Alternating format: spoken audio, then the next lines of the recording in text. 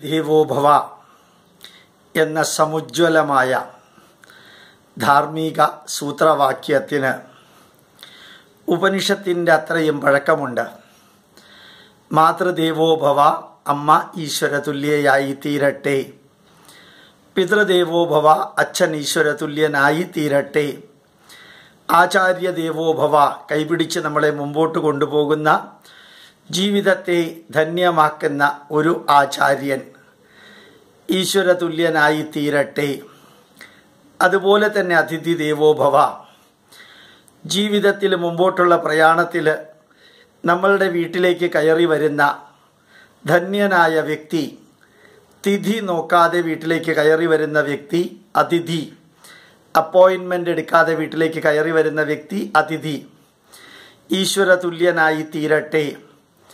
ഈ മഹാവാക്യങ്ങൾ ഭാരതത്തിലെ ഹൈന്ദവ ജനത ഒരു 10,000 വർഷമായിട്ട്, 500 തലമുറകളായിട്ട്, നമ്മുടെ രക്തത്തിൻ്റെ ഭാഗമായിട്ട് നമ്മൾ ജീവിപ്പിച്ചു പോന്ന മഹാ ഉപനിഷത്ത് വാക്യങ്ങളെ പോലെ പ്രാധാന്യമുള്ളതാണ്.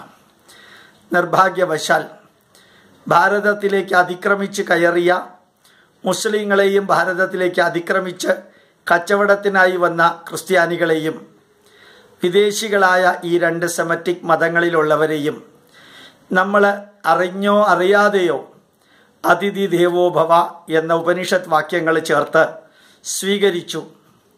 അവരെന്നും കൊള്ളയടിച്ചും തകർത്തും മറ്റ് മതങ്ങളെ അവഹേളിച്ചും അപകീർത്തിപ്പെടുത്തിയും വിഗ്രഹങ്ങളെയും ആരാധനകളെയും ആചാരാനുഷ്ഠാനങ്ങളെയും നശിപ്പിച്ചുമാണ് ലോകമെമ്പാടും അവരുടെ മതം പ്രചരിപ്പിച്ചത് എന്ന് ഹിന്ദുവിനറിയാതെ പോയി. അതല്ലെങ്കിൽ അഹിംസ പരമോധർമ്മ എന്ന് ഹൃദയമുരുകി മനസ്സിനകത്ത് വെച്ചിരുന്ന ഹിന്ദുവിനെ ഇവർ തകർക്കില്ല, തളർത്തില്ല എന്ന് വിചാരിച്ചു. ഭാരതത്തിലേക്ക് കടന്നു കയറിയ വിദേശ മുസ്ലിങ്ങൾ തകർത്ത് തരിപ്പണമാക്കിയത് അങ്ങ് വടക്കേ അറ്റം മുതൽക്ക് തെക്കേ അറ്റത്ത് മധുരമീനാക്ഷി ക്ഷേത്രം വരെയായിരുന്നു. മധുരമീനാക്ഷി ക്ഷേത്രം കൊള്ളയടിച്ചു, ഭാമിനി സാമ്രാജ്യം കൊള്ളയടിച്ചു, വിജയനഗര സാമ്രാജ്യം കൊള്ളയടിച്ചു, കാക്കട്ടീയ രാജവംശം കൊള്ളയടിച്ചു, മധ്യപ്രദേശും ഗുജറാത്തിലും ബംഗാളിലും ഒറീസയിലും ജഗന്നാഥ ക്ഷേത്രം ഉൾപ്പെടെ സകലതും തകർത്ത് തരിപ്പണമാക്കാൻ അകത്തേക്ക് കയറിയ ഇവരെ നമ്മൾ അതിഥികൾ എന്ന രൂപത്തിൽ അവർക്ക് കുടിക്കാൻ വെള്ളവും കഴിക്കാൻ ആഹാരവും കൊടുത്തു. നമ്മളെ ചവിട്ടി മെതിച്ച് കൊന്നു കൊല വിളിച്ചവരെ പോലും ഇപ്പോഴും പുണ്യവാളന്മാരായിട്ട് പ്രതിഷ്ഠിച്ച് കേരളത്തിലും ഭാരതത്തിലും സെയിൻറ്റ് ഫ്രാൻസിസ് സേവിയറെ പോലെയുള്ളവരെ, പോർച്ചുഗീസുകാരനെ ആരാധിക്കുന്നുണ്ട്. അറിയുക, നമ്മുടെ വേദമന്ത്രങ്ങളും നമ്മളുടെ സന്ദേശങ്ങളും ധർമ്മശാസ്ത്രവും തെറ്റായിട്ട് വ്യാഖ്യാനിച്ചും തെറ്റായിട്ട് പഠിച്ചും തെറ്റായിട്ട് പഠിപ്പിച്ചും നമ്മൾ തെറ്റായിട്ടുള്ള ധാരണകൾ വെച്ച് പുലർത്തിയപ്പോൾ ശത്രു ഏത്, മിത്രമേത്, വേണ്ടവനേത്, വേണ്ടാത്തവനേത്, ധർമ്മമേത്, അധർമ്മമേത്, ശരിയേത്, തെറ്റേത് എന്ന് മനസ്സിലാക്കാൻ പറ്റാതെ ഒരു വാക്യത്തിൽ കയറി മുറുക്കി പിടിച്ച് നമ്മൾ നമ്മളെ തന്നെ വഞ്ചിച്ചു. ഇപ്പോഴും അത് തന്നെ സംഭവിക്കുന്നു.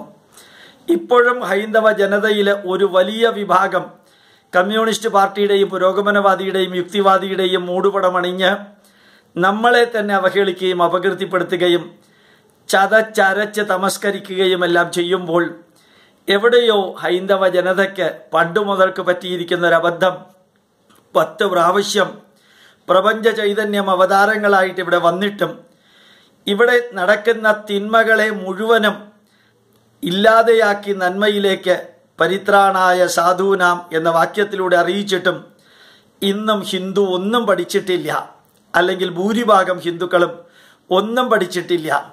വിദേശിയെയോ വിദേശിയുടെ മക്കളെയോ ആരാധിക്കാനും അവരെ നമ്മുടെ പ്രധാനമന്ത്രിയും നമ്മുടെ ഭരണാധികാരിയുമാക്കാനും എത്രയെല്ലാം അഴിമതികളും എത്രയെല്ലാം തിന്മകളും ചെയ്തിട്ടും അതെല്ലാം മറന്ന് നമ്മൾ തന്നെ നശിപ്പിക്കാനും നമ്മൾ കൂടെ നിന്നതിൻ്റെ തെളിവ് കഴിഞ്ഞ 1000 വർഷമല്ല, ഒരുപക്ഷെ അതിനേക്കാൾ കൂടുതലുണ്ട്. ഗസ്നിയെയും ഗോറിയെയും ഖിൽജിയെയും ലോഡിയെയും അടിമവംശത്തെയും മുതൽക്ക് മുഗള സാമ്രാജ്യം വരെ തകർത്ത് തരിപ്പണമാക്കിയ ഭാരതത്തിൻ്റെ അവശിഷ്ടങ്ങൾ ഇന്നും എല്ലായിടത്തും കാണാം.